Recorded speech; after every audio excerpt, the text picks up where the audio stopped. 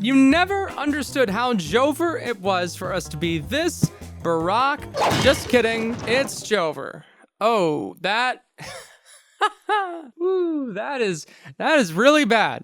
So dudes, I'm G and I yap about Rainbow Six. So I've been covering Rainbow Six for a while, and to quote a famous track, I've seen better days in terms of, let's just call it, market share? I don't know who Gregor is. That's a little weird. Do you guys know what's going on with that?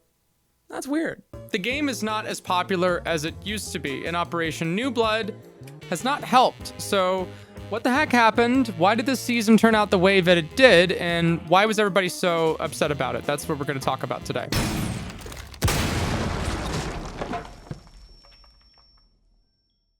Okay, so for everybody who didn't pay attention to the new season coverage last month, which that usual little dance that we'd like to have every 3 months at the turn of the seasons, both in reality and in our virtual NATO PR experience, that is Rainbow Six. Things were going pretty okay for a second.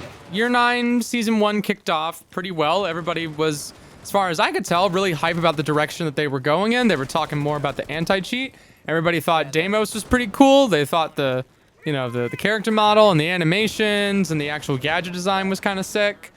And then we got this season, we got Operation New Blood, and we got the recruit rework, except it wasn't really a rework, was it? They also reworked Stadium Alpha and Bravo, which nobody asked for, and 2 really big operator nerfs. Big operator nerfs that were marketed as content, which is, as we'd like to call it in the business, that is a bit of a bruh moment. Now, normally I wouldn't care about this, but this is something that I've criticized Ubisoft in the past before of doing, and this has to do with the way they handled their marketing. Many times, I don't even necessarily have as much of an issue with the actual decisions that they make as much as I do the way that they present them. Ubisoft, even when the situation could be seen as understandable, has a propensity to avoid reading the room. And that's why I think New Blood turned out the way that it did. Because marketing a nerf as content is rough. Now, when people yap about the nerf and they say, this means that they're allocating resources to something else. Well, they could have made a different animation than the Frost getting out of the Frost mat thing. No, that's not, that's not crossing the streams. Okay, teams can work on different things. It's just making it seem like a content update drew attention to it and made it seem like a focal point.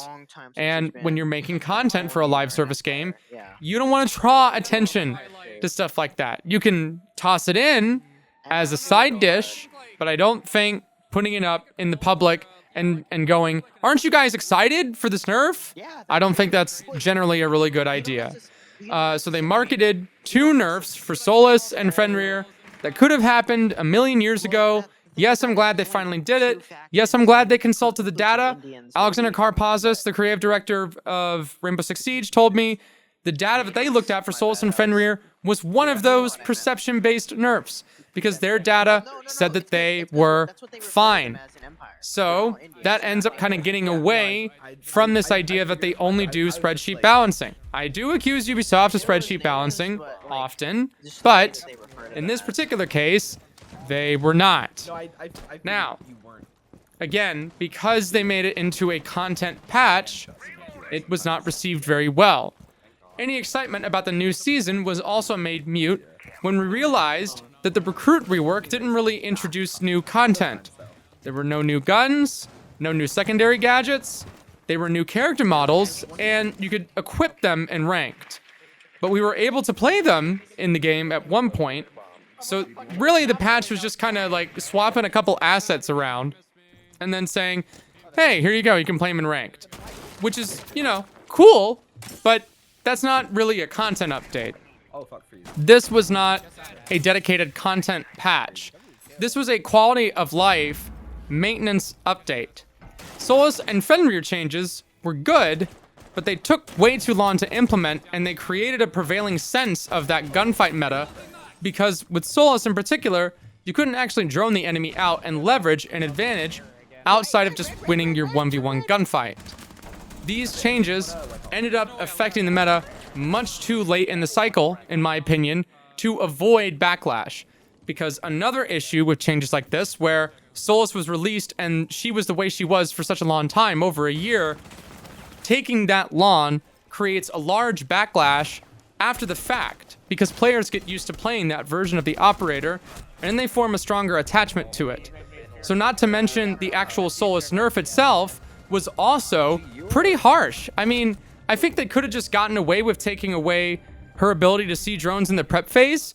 And even I walked that back, because when I pitched that to my community at one point, a lot of people told me, no, that's way too much. She's fine. She's perfect. There's nothing wrong with her. And I was just like, okay. You know, I think this is a dataset 1 versus dataset 2. What I'm seeing in high elo ranked is not reflective of what I think is happening, with the rest of the population. So it's very difficult for me to pitch something that people aren't seeing. So not only was the Solis nerf quite strong, just in the sense that that particular pain point of drones in the prep phase was eliminated, then she lost her impact grenades, and the scanner range got reduced. So I'm never really a big fan of taking away gadget synergy kinds of operator combos. For instance, they gave Grim a bailiff so that he could use verticality with the bees. That's cool. That allows him to actually use his gadget and apply it to more scenarios. When it came to Solis, she played off of the impact grenades quite a bit. I can see an argument for the fact that now she has to pivot to the shotgun maybe to do certain kinds of vertical plays, and maybe that's a balancing point.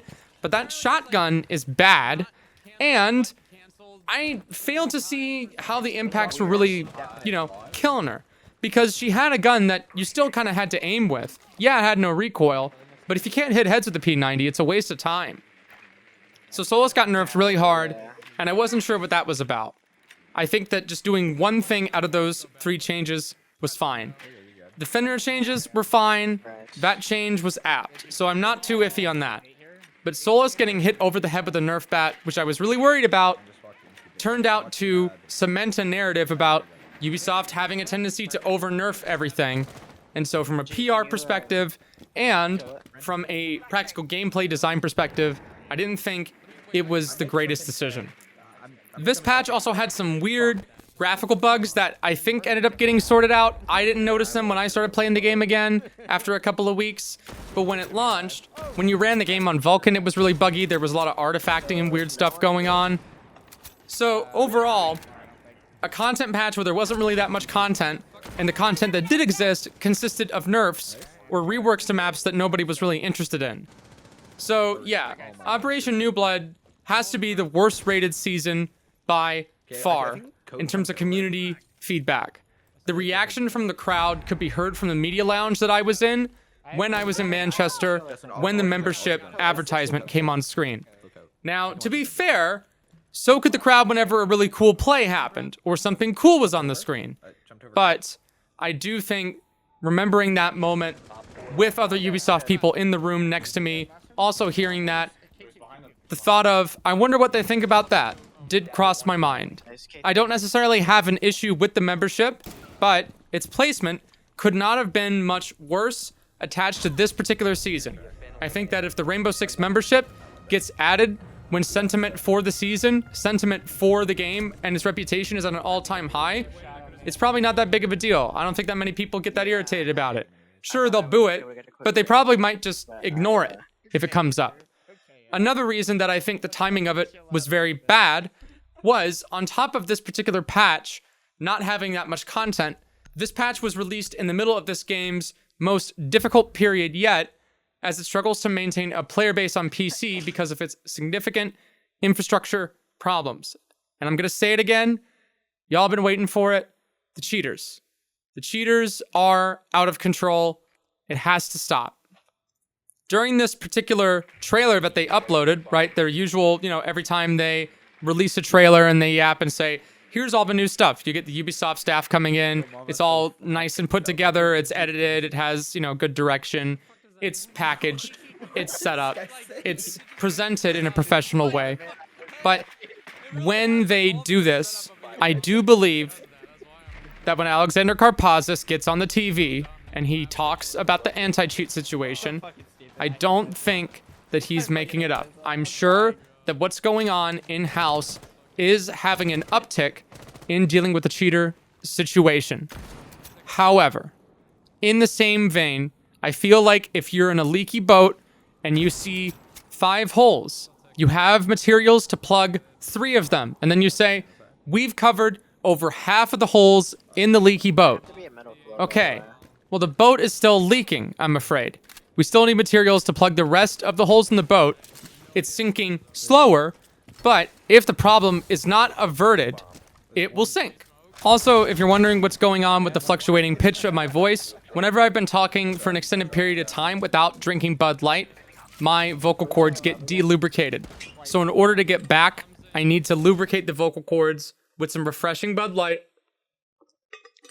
Okay, you know, that'll last maybe another 3 minutes. Wait a minute, I can't tactical LARP in Siege, so I'll just tactical LARP in this game. My main point is, the game has a lot of infrastructure health issues going on right now, and it doesn't matter what they upload, right? That's a lot of the reason that I didn't really talk about it as much as I did, because the cheaters gotta go. Like, they gotta go, man. I feel like a politician yapping about this at this point.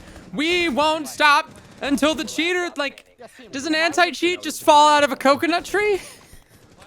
I wish it did. I wish it did at Ubisoft. Yeah, I think so too. Unfortunately, Rainbow Six's code base exists in the context of all in which was written and what came before it. So, I don't know. I really hope that next season they really turn the dial up a little bit, because I can't, man. We can't. We have to be released from this rainbow coil. We can't go through this, oh, we're back, it's Jover, we're back, it's Jover. Like, we really are kind of following this game like a sports team. Like, we have like a string of wins, and then it's like, we're back, we're going all the way, we're gonna make it, and then it's like, no, then we get blown out in the playoffs, and we're like, what happened? We were doing so well. Like, is Matt LaFleur in the building? What's going on? When you guys said QB anti-cheat, I thought you guys were talking about Peyton Manning. Then it turned out to be Peyton Manning. I can't look into a crystal ball. Please. Come on, Yubi. Please. I can't play Valorant. I tried Valorant. I got yelled at by a bottom frag jet and was told I was costing them the game. They went 8-16 and they yelled at me. I got into an argument with a 14-year-old. I'm pushing 30. I can't do the ooh anime shooter. The only ooh anime shooter for me is Tom Clancy's Rainbow Six Siege. Please, please save my game. Please give it back to me, Ubisoft. I trust you. Save my game. I'll write off Operation New Blood.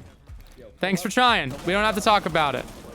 Anyway, that's my theory. That's my theory on why Operation New Blood shook out the way it did. I think that they want to do other things, and this is a maintenance patch, but they can't really say it out loud, because what are they going to gain? What are they going to gain from saying that it's a maintenance patch?